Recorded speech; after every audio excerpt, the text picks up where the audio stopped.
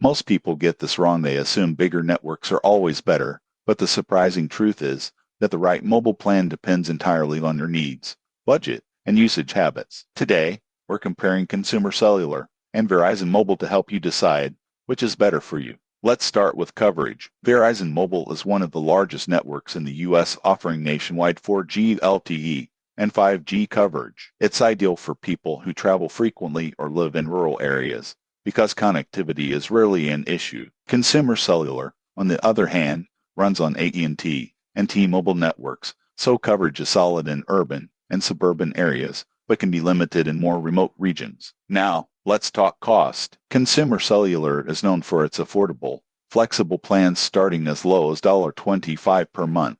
Their ARP partnership also offers extra discounts for seniors. Verizon Mobile is more expensive, with unlimited plans starting around $70 per month, but you are paying for the reliability and extra features like hotspot data, streaming perks, and priority network access. If simplicity is your priority, Consumer Cellular shines. Their plans are straightforward, and there's no surprise fees. Verizon Mobile offers more options, but the variety can be confusing, and extra features often come at an additional cost. The surprising truth about these two is that bigger isn't always better. If you mainly use your phone for calls, texts, and moderate data, Consumer Cellular can save you hundreds per year. But if you need maximum coverage, fast 5G speeds, and premium perks, Verizon Mobile is worth the extra money. In conclusion, choose Consumer Cellular for affordability and simplicity, especially if you live in an area with strong AT&T or T-Mobile coverage. Choose Verizon Mobile if you need extensive coverage,